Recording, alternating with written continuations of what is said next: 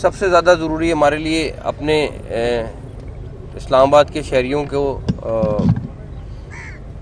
जितना कम तकलीफ़ हो हमारे लिए उतना फ़ायदा है। लेकिन डेफिनेटली इस टाइम आपके सामने सिचुएशन भी है। फ़ॉरेन डेलीगेशन अभी थोड़ी देर में लैंड कर रहा है इंशाल्लाह ताला। उनको हमने खैरियत से इंशाल्लाह ताला होटल पहुंचाएंगे यहाँ पे, और उसके बाद कल उनके प्रेसिडेंट लैंड कर रहे हैं। और आपके सामने सिचुएशन है। अभी आप ये चेक करें कि जो रूट है उसके ऊपर आके उन्होंने, और आपको कहीं पे नज़र नहीं आए होंगे, वो रूट पे आके उन्होंने जिधर से डेलीगेशन ने गुजरना है वहाँ पे आके उन्होंने, अल्लाह का शुक्र है इस्लामाबाद पुलिस और रावलपिंडी पुलिस ने मिल के उसको क्लियर किया सारा। वहाँ के जितने लोग आए थे वो अरेस्ट हुए फैज़ाबाद पे। अभी हमारा रूट बिल्कुल क्लियर है और इंशाल्लाह ताला मेहमानों को खैरियत से लेके आएंगे।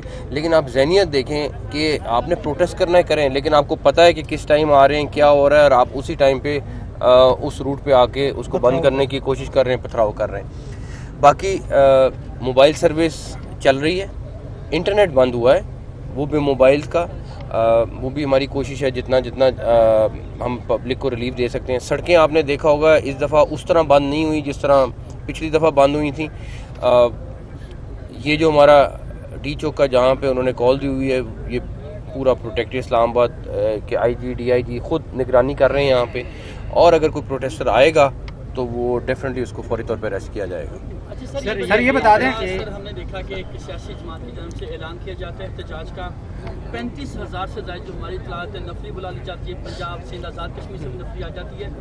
सर मुल्क जो है वो वज़ीर-ए-आज़म शहबाज शरीफ चला रहे हैं और जेल में बैठा बंदा चला रहा है, और ऐलान होता है उसके बाद सर हम देखते हैं सड़कें ब्लॉक हो जाती हैं, स्कूल कॉलेजेस बंद हो जाते हैं, मेट्रो बस सर्विस मोटर भी बंद हो गई। तो सर मुल्क चला कौन रहा है? पहली बात ये कि इस दफ़ा आपको जब ये सारा प्रोटेस्ट ख़त्म होगा आपको बताएंगे कि कितना नुकसान हुआ है मुल्क का, इकॉनमी का, लोगों का, कारोबार का, ताकि लोगों को फैक्ट्स ज़रूर पता हो, फैसले अपने खुद करें लोग जो करने।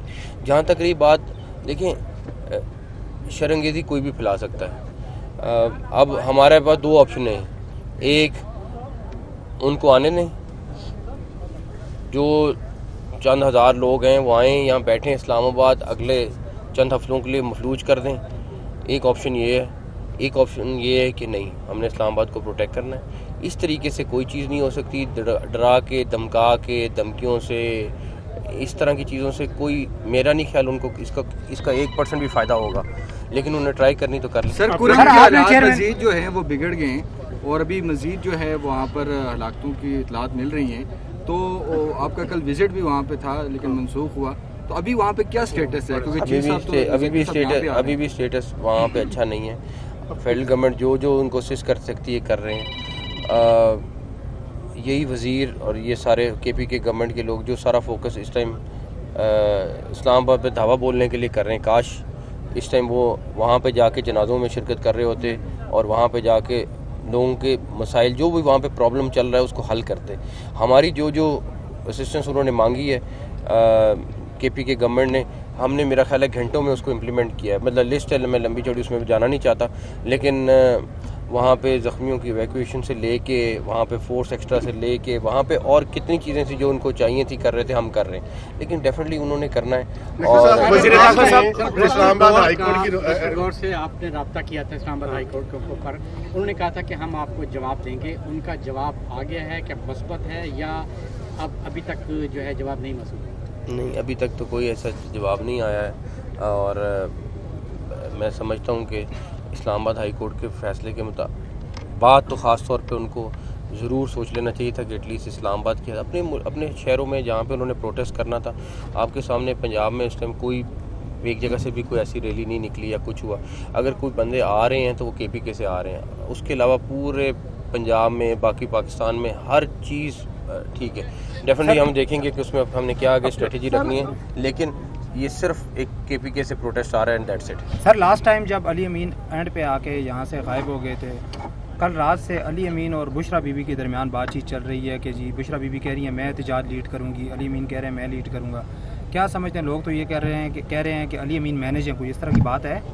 ये तो आप उनसे पूछ सकते हैं, मैं क्या जवाब दे सकता हूँ। उनका झगड़ा है, रब्ता हुआ आपसे या कोई?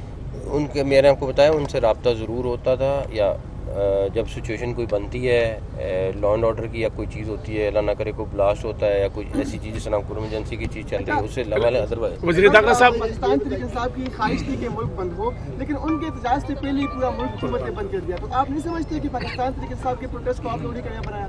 नहीं, बिल्कुल बिल्कुल ख्वाबी में उन्होंने स्टे करना है, टाइम सही बात है, इसलिए अगर हफ्ता लग जाता है तो क्या इसी तरह ये रोड ब्लॉक रहेंगे आवाम को इस तरह? यार अब सारी स्ट्रेटेजी तो आपके सामने नहीं डिस्कस कर सकते, उनको अपनी स्ट्रेटेजी बनाने दें, हम अपनी। वज़ीर दाखिला साहब, प्लान की अफेयर्स कमेटी में सीएम साहब वहाँ मौजूद थे, तो क्या किसी लेवल पे ये बात नहीं हुई कि भी आप इस तरह के काम करने जा रहे हैं? माजी में भी इतना नुकसान हुआ है, डेलीगेशंस आते रहे, अभी भी आ रहे हैं, तो कोई किसी लेवल के ऊपर वो किसी हाई लेवल पे हो या आपके लेवल पे कमेटी की सतह पे कोई ऐसी बात? देखिए मेरी तो हुई बात, बिल्कुल हुई बात, बैरिस्टर गौर से भी हुई।